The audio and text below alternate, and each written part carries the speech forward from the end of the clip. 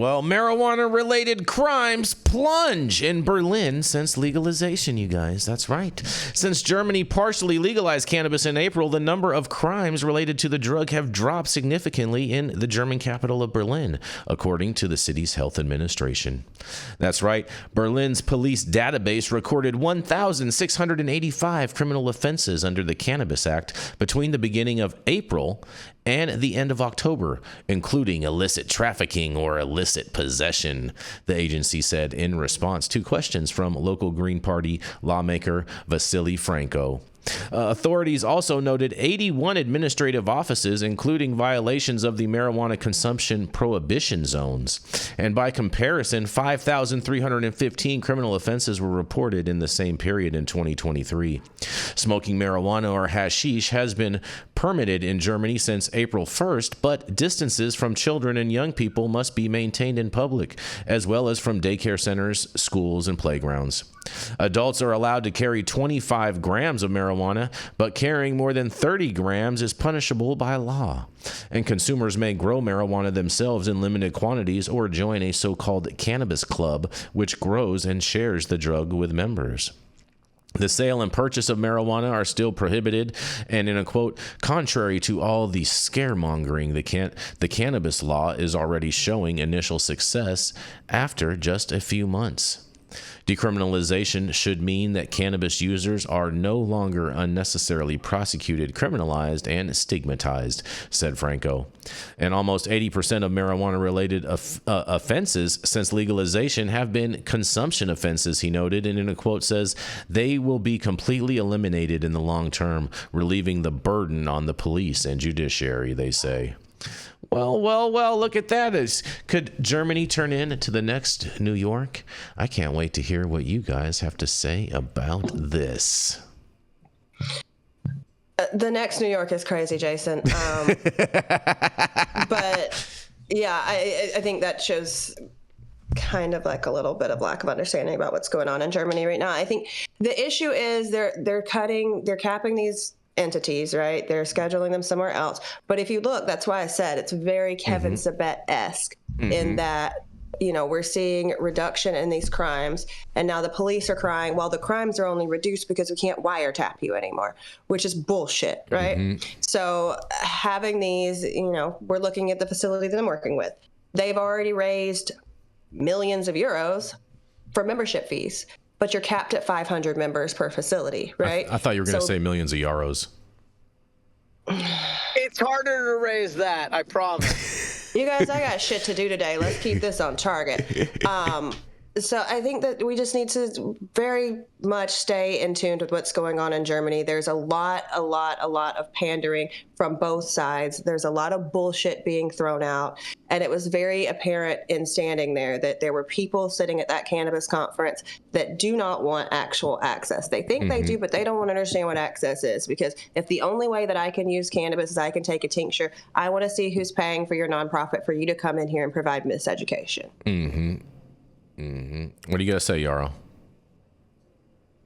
Well, I just think that Germany has missed the mark a bit on consumption and allowing for regulated consumption and for finding a way to legalize and regulate human behavior instead of expecting that not regulating human behavior is going to change human behavior. And so I still am excited about this market in general. But again, it reminds me of the article with Hawaii. You know, we see these replicated pain points across multiple markets in multiple countries. And for those in positions of experience, we just scratch our head and go, why? Why beat your head against the wall? Why be New York-esque? Why limit your patient count to 500? Why? And it's a problem because we've got decades of wins, losses, and what we could do better and different to draw upon. And when that's not utilized to the benefit of an emerging market, it troubles me deeply. You sound like exactly what I stood there and like literally said directly to the face of these policymakers. And yet here we go. They come and speak to me afterwards. The moderator, who used to be a policymaker, who was obviously very much not for bringing this industry to fruition, is like, well, you need to move it along. I'm like, no. I'm explaining to you why I'm about to tell you this and where it's fucking coming from. So maybe you'll hear it and you'll see why this is not the best path forward. And here are the things that you need to be very well aware of. This was in February of this year. This was very early. Then I spoke to their representative, got his card, continued the conversation, was asked to be a witness at their hearings.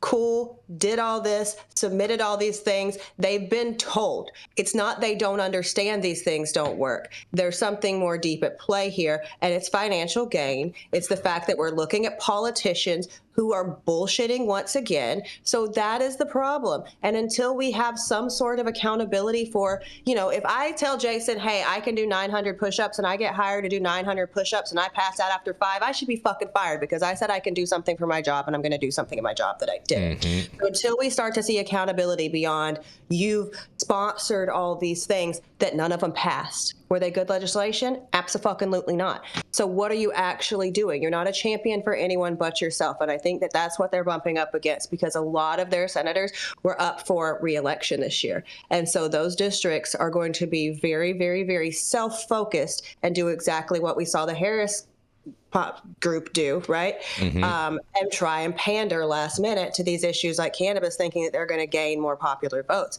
And that's a shame to me. So you're saying, Jenny, that Germany needs a Doge? Yeah. Mm-hmm. Fair. Everybody fair needs enough. a Doge. But I was speaking on Hawaii because Yarrow brought Hawaii back up. So I was talking about how frustrating it is in those situations where you are being told by people who've seen it happen time and time again. Mm-hmm. Colorado, California, blah, blah, blah, mm-hmm. right? And a lot of these people are flying to places like Massachusetts to see how they're regulating. They can't even regulate their own damn OCM, and that bitch is about to be in receivership. Exactly. So why would you go see from the people who have failed the hardest and mm-hmm. sucked the most ass how to do a good job? Fair enough. Any final thoughts on this, Jesse?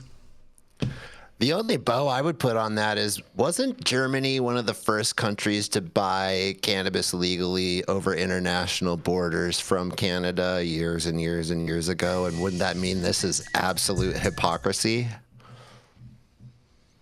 I'm not too sure about that, Jess. I thought that they just had their first legal shipments just a number of years ago. I don't think that they were one of the first. I'm pretty sure that Germany buying weed from Canada some 8-10 years ago was the first international sale that was 10 years ago? Are you serious about this? It was a while ago, maybe 6. 10 years ago? I see Jenny's Googling something. No, Jenny's working because it's 10:38 a.m. Oh, fair enough. All right.